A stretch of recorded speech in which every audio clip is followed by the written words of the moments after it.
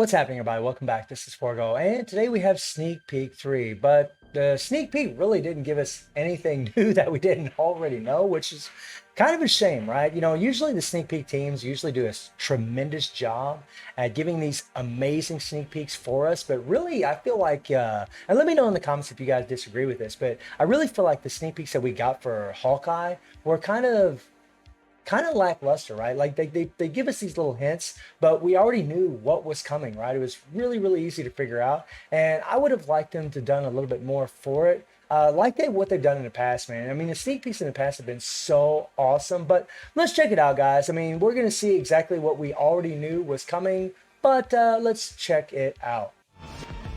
So you got, Kate shooting the arrows, same as what we've always seen, and then Echo shows up, right? You show the awakened crystals. Not bad, right? Not bad, right? So I mean, it's all good and dandy, right? But we already knew that this was happening. I mean, we pretty much knew that Echo was getting an awakened scale, especially the way they showed it in the last sneak peek, and the fact that Hawkeye was getting a tier 3. I mean, we pretty much knew that she was going to be getting an awakened skill. And it really is pretty screwed up that this is going to be. I mean, I hate to harp on it. I really do. But it's weird. It's weird that this is going to be the stronger version of Echo. I mean, what? Other than the Phoenix, I mean, Netmarble really just going wacky. It just doesn't make any sense at all to me. But I guess it is what it is. And there's really nothing I can say in this video that I haven't already said, man.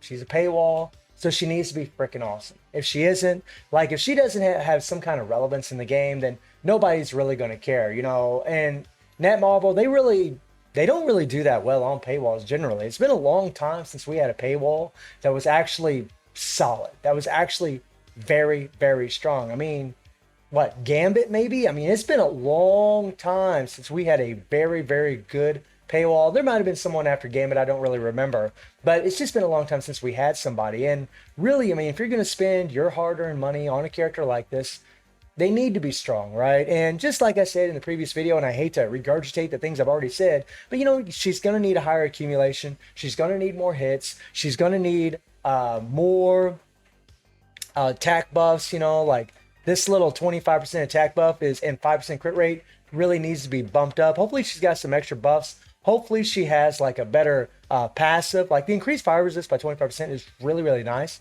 especially for Mephisto, especially with her leadership for characters with fire damage. That's pretty awesome. And the increased damage, all elemental damage by 15% is nice, but either make her a solid support, which I really don't want to see because, well, here's the thing. They'll probably change her leadership. I mean, they're not going to give her, 60% fire damage if she's in her base kit. That wouldn't make any sense at all. So they're going to give her something else, right? Maybe they'll give her, I mean, she's a blast type. Maybe they'll give her increased 60% to all allies.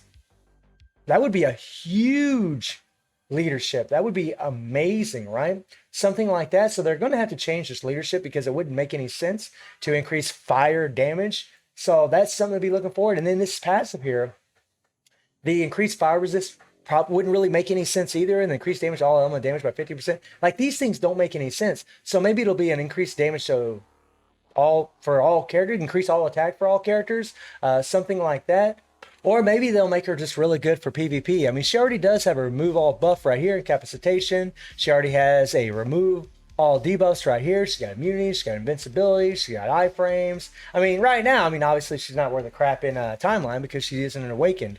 But maybe whenever she has her awakening, maybe she'll be pretty good. It's going to be really strange, honestly, to see like the regular base version of Echo actually, like if she's good in PvP, that's going to be weird because that version of her is just not that strong. I mean, just facts, guys. And it'd be weird to see her taking down sentries and things like that, but okay. But yeah, I really found the sneak peeks to be, I mean, at first I thought they was pretty cool, but it just, I don't know, it felt a little lackluster. I don't want to say lazy, but it just felt like they didn't really put a whole lot into these particular sneak peeks like they have done before. I mean, they've really kind of spoiled us with all these really awesome sneak peeks that they've done prior to this update. And I'm a little bummed out that, Hawkeye didn't get a better sneak peek, at least in my humble opinion. But I mean, we'll see, guys, right? I mean, that's the whole thing. You know, we'll get the patch notes very soon for these characters to see what kind of upgrades they're going to get. It's going to be really interesting to see what they do for Echo, because they really will have to change her leadership. They're going to have to change her passive, because these would make no sense at all in her base kit. And honestly, I just want to see what they're going to do for Hawkeye's tier 3. Is going to shoot the arrow in the air, and then the arrow comes down and hits something and just blows up. That would be sick, man. And what they're going to do for Kate. So, I mean, I'm still excited for the update. Just really wish they would have put a little bit more effort into those sneak peeks. But let me know what y'all think about Sneak Peek 3 and everything that we've seen so far. And I do stream on Twitch at 9 p.m. GMT+7 time. The link is in the description below. And I hope you enjoyed the video. Thank you for watching. Y'all take care and have a good one. See you, everybody.